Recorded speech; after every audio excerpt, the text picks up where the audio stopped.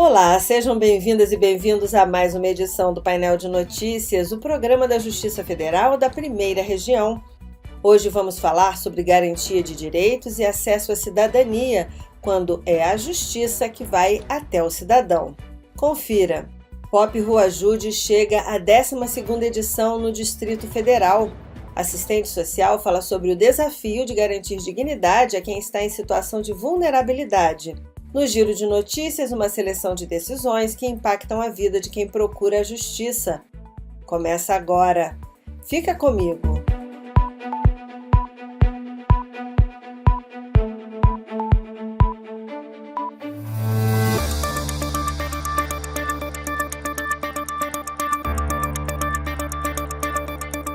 Em 2021, o Conselho Nacional de Justiça criou a Política Nacional de Atenção a Pessoas em Situação de Rua. O projeto que mais se destaca na efetivação dessa política é o Pop Rua Ajude, que vem se consolidando como um importante instrumento de promoção da cidadania e de efetivação de direitos da população em situação de vulnerabilidade. No Distrito Federal, a iniciativa chega à 12ª edição. E você confere agora, na reportagem de Roberta Nunes, mais detalhes desse Dia de Cidadania. O pavilhão de exposições do Parque da Cidade, em Brasília, se transformou em um grande ponto de encontro da cidadania durante a 12ª edição do Pop Rua Ajude. A ação reuniu 65 instituições, mais de 200 voluntários e entidades sociais em um mutirão voltado ao atendimento da população em situação de rua no Distrito Federal. Iniciativa que exigiu muita dedicação de todos os envolvidos. O juiz federal Márcio Maia ressalta que a grande procura pelos serviços reflete a efetividade dos atendimentos. Esse mutirão não é realizado no improviso.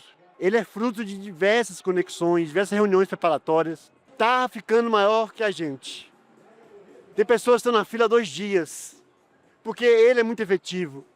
Mas a gente precisa de mais e mais e mais ajuda. Então, realmente, a gente vai pensar, numa próxima edição, fazer ele em etapas, com mais dias.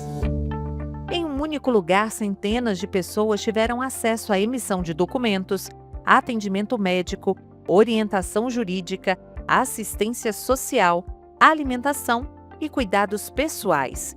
Serviços essenciais para muitos brasileiros, como o morador de rua Wagner Inácio Ribeiro, ainda representam um desafio diário. Aqui concentra todos os órgãos públicos, tem o judiciário aqui, tem o poder executivo do governo federal, tem o poder executivo do governo local, e por isso é muito importante, porque a gente pode tirar a nossa documentação. Já somos em situação de vulnerabilidade, sem documentos somos indigentes. E por isso que eu acho muito importante a Justiça Federal estar aqui. Por quê? Porque proporciona um BPC Loas, proporciona um passe livre, tem os peritos, tem vocês da imprensa aqui para nos tornar mais visíveis. E por isso eu participo do 12º mutirão que eu estou aqui. Além dos atendimentos, o mutirão também marcou o lançamento de importantes iniciativas voltadas à garantia de direitos dessa população. Uma delas foi o subprograma Registre-se Pop Rua, da Corregedoria Nacional do CNJ, como explica o juiz Rodrigo Gonçalves de Souza. É um subprograma que se adequa dentro de uma política nacional de combate ao subregistro civil e de promoção de acesso à documentação civil básica. A ideia é que todas as pessoas possam ter acesso aos seus documentos, sobretudo aquelas pessoas em situação de vulnerabilidade extrema, como é o caso da população de rua. A pessoa que não possui documentos, ela não tem acesso a qualquer tipo de serviço de saúde, serviço de educação, habitação, ela não tem acesso sequer ao sistema de justiça. Então a ideia é combater esse problema da ausência de documentação como um problema estrutural e é compreender que a falta de documentação civil é a primeira porta que nós precisamos ingressar para a realização de direitos fundamentais. De acordo com dados divulgados pelo Instituto de Pesquisa e Estatística do Distrito Federal, atualmente o DF tem cerca de 3.500 pessoas vivendo nas ruas, um aumento de quase 20% nos últimos anos. Aqui no Pop Rua Ajude, esses números ganham rosto e cada atendimento representa uma chance real de sair das ruas e reconstruir a própria história. Entre documentos, atendimentos e orientações, também existem histórias marcadas pela dor e pela tentativa de recomeçar. É o caso de Anne Caroline. Eu vim aqui hoje atrás desses recursos porque em novembro do ano passado eu sofri uma violência doméstica muito grave na família. Depois da violência, ela foi obrigada a deixar para trás a própria casa e buscar abrigo em uma unidade de acolhimento social. Acabei indo para uma casa-abrigo, para uma casa pop. E lá na Casa Pop, graças a Deus, as assistentes sociais, elas me deram todo o recurso, todo o cuidado, tudo que eu precisava. Mãe solo de 2 crianças atípicas, ela conta que precisou abandonar sonhos e profissões para enfrentar a sobrevivência diária. Eu sou mãe solo desde os meus 17 anos, infelizmente não tenho mais vínculo familiar. E a maior luta foi eu ter abandonado minha carreira, que eu era MC de batalha, fazia batalha de rima no YouTube, músicas, e eu precisei abandonar isso. Depois eu inventei de ser tatuadora, perdi meus materiais também, não tenho como trabalhar. Sou estilista de cílios, design de sobrancelha, estilista de unha, mas infelizmente eu perdi tudo. Agora, o auxílio recebido durante a ação representa mais do que apoio financeiro, representa a chance concreta de uma nova vida. Isso aqui é uma vitória, isso aqui vai ajudar muito, não só a minha vida, mas os meus filhos também. Então, se é capaz de transformar a minha vida, por que que não pode transformar das outras pessoas, né? Tudo é questão de recomeço. A 12ª edição do Pop Rua Ajude reforçou que cidadania e dignidade começam pelo acesso e, principalmente, pelo olhar humano.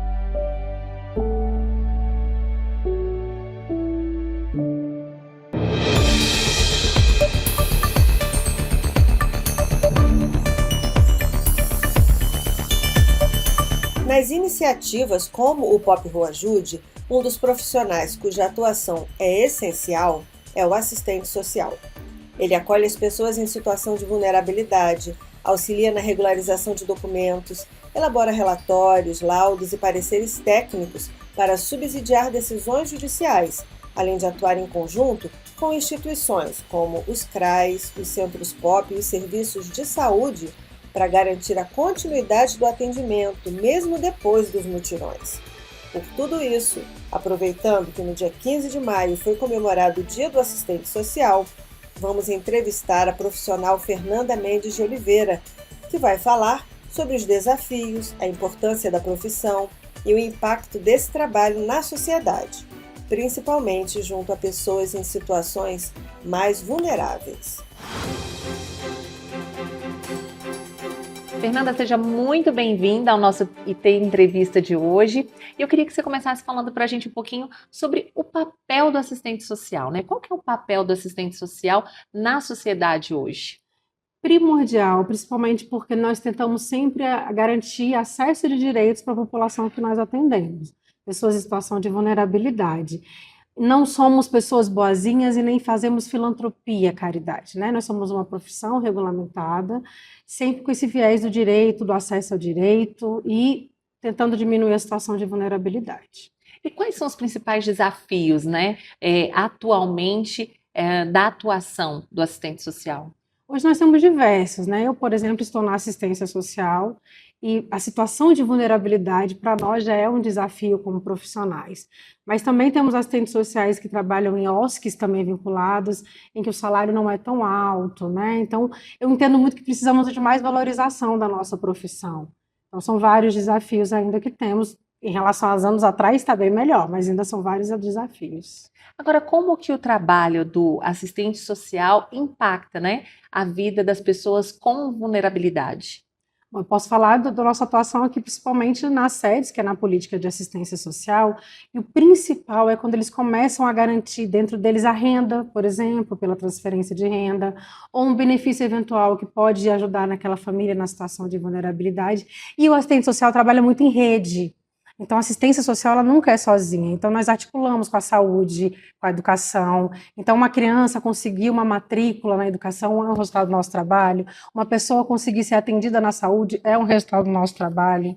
Você estava comentando que a assistência social ela tem várias frentes de atuação, né? Não necessariamente só com pessoas com vulnerabilidade. Queria que você falasse um pouquinho mais sobre isso. É porque a profissão de serviço social pode atuar também em políticas públicas para pessoas em situação de vulnerabilidade, pode atuar na saúde, em hospitais, como também na empresa privada, como no judiciário, na Câmara, né? E aí, geralmente, no judiciário, não são famílias que estão em situação de vulnerabilidade sendo atendidas, mas às vezes uma família que está passando por uma questão, por problemas de bebida alcoólicas ou de uso de drogas, então depende muito de onde o assistente social está trabalhando, como é que vai ser a sua atuação profissional. Agora, o trabalho do assistente social muitas vezes fica só ali nos bastidores, né? Só ali por trás das câmeras, né? Eu queria que você falasse um pouquinho o que a população, o que as pessoas ainda desconhecem sobre o trabalho do assistente social. Antes de qualquer coisa, nós não somos bonzinhos e nem filantropia. Isso é muito importante, porque toda vez que vem esse estigma. E além disso, nós não trabalhamos apenas no atendimento, nós também podemos estar na gestão. Então, aqui hoje na sede, nós temos assistentes sociais que trabalham contribuindo para a política de assistência social. Temos relatórios que precisamos fazer, análise dos dados. Então, não é só apenas o atendimento de situação de vulnerabilidade. E em quais situações que o cidadão ele pode buscar, ele não só pode, como deve buscar o apoio de um assistente social? Então, na verdade, o que a gente tem que entender é que não é só o atendimento do assistente social. Dependendo da política pública, ele vai buscar a política pública. Então, por exemplo, na assistência social, ele vai procurar ou um CRAS ou um CREAS, e lá a gente vai ter uma equipe não só de assistentes sociais, uma equipe multidisciplinar. Agora, como que é lidar emocionalmente com as situações que vocês lidam, né? Muitos casos ali relacionados à vulnerabilidade, à violência, né? Como que é lidar com isso no dia a dia? Não é fácil, não é fácil. Eu, como assistente social que já estive trabalhando muito na ponta, já peguei vários casos. E eu acho que precisamos olhar um pouco com carinho nessa situação, porque nós também precisamos ser cuidadas e cuidados, né?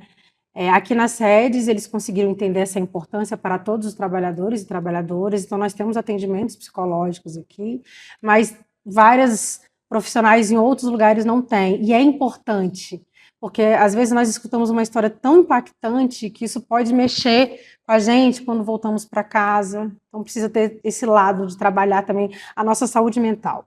Perfeito. Agora, tem alguma história, algum caso que você vivenciou nesses 21 anos de profissão, de atuação na assistência social, que reforçou para você a importância da sua profissão, da atuação desses profissionais? Teve um caso. Na época, a creche era conosco na assistência social e eu tinha uma mãe que ela tinha uma criança que foi fruto de um estupro coletivo. E ela não quis abortar e não correu atrás disso. E ela estava tendo muitas recaídas. E teve um dia que ela teve uma recaída e não voltou para buscar a sua filha. E aí o Conselho Tutelar queria levar para o acolhimento. E eu lembrava, por causa do atendimento que eu fiz, por causa do acompanhamento que eu fiz, que ela tinha uma irmã gêmea. Desculpa, é que essa história mexe muito comigo. E eu sabia que se aquela criança fosse para o acolhimento, todo o atendimento e o acompanhamento que eu estava fazendo com ela podia desandar. Então, na época, eu tinha um motorista, né, no CRAS São Sebastião. Eu peguei a Kombi, eu não tinha o endereço dessa irmã e fui para o Café Sem Troco. E depois de quase 2, 3 horas rodando, eu encontrei a irmã gêmea. E ver a criança correndo feliz para a tia sorrindo, e a tia me abraçou e falou assim: obrigada, Fernanda, o que você fez hoje foi não deixar a minha irmã ter uma queda maior. É isso, é o impacto. Desculpa, é porque essa história ela me emociona muito. Mas é o impacto da nossa atuação, né? Não só como assistente social, mas a importância da política pública, a assistência social para as pessoas. E o que você acha que mudou, né, na atuação do assistente social nos últimos anos? Você acha que teve evolução? Você acha que mudou muito a atuação desse profissional?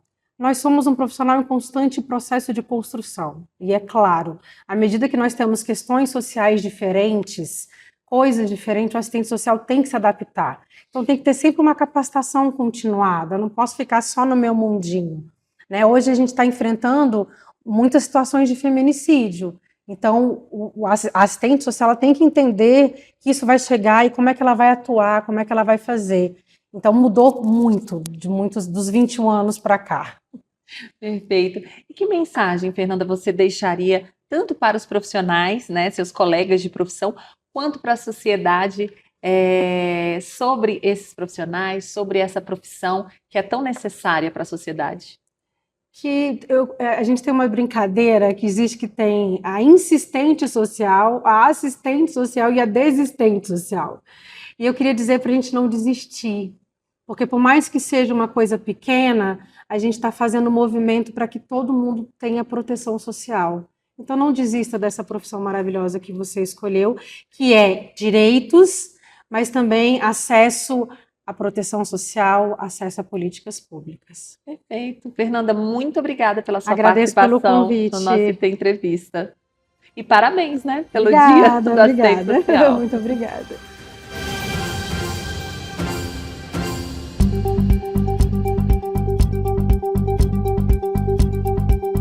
Benefício previdenciário, licença paternidade e regularização fundiária são alguns dos temas das decisões que o William Nascimento traz agora, no Giro de Notícias.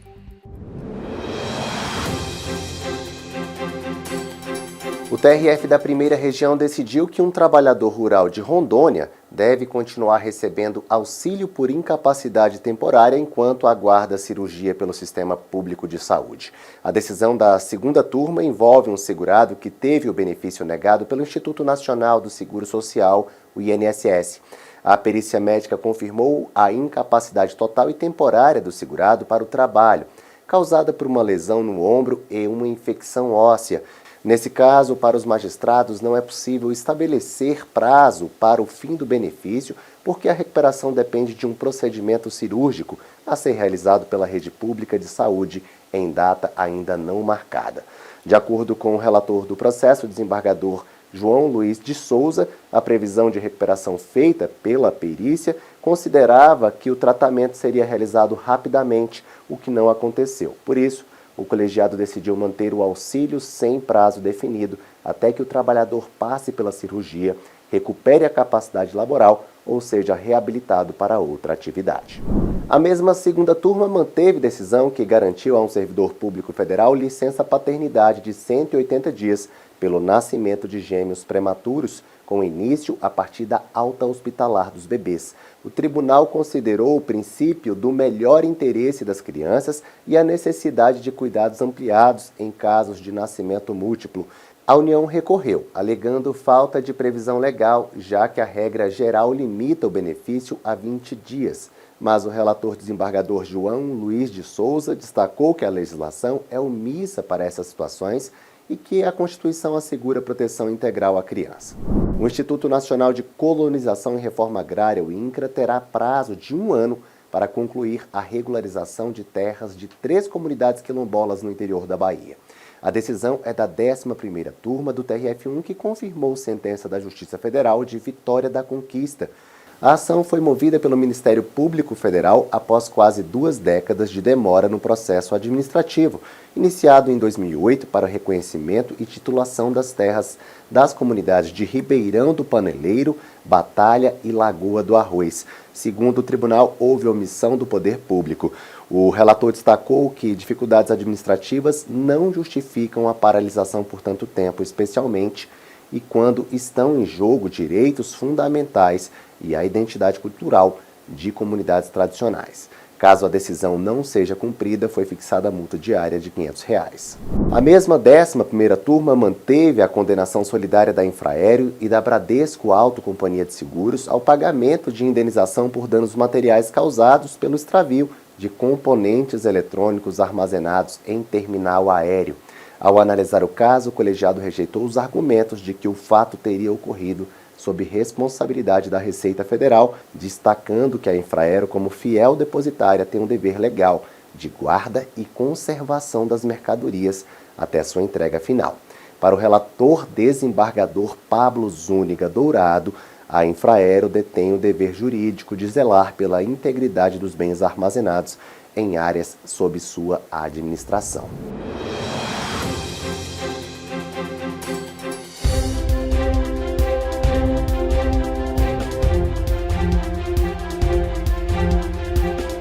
painel de notícias termina agora, mas nosso próximo encontro já fica marcado para a próxima semana. Enquanto isso, curta e compartilhe os conteúdos do TRF1 nas redes sociais. Tchau!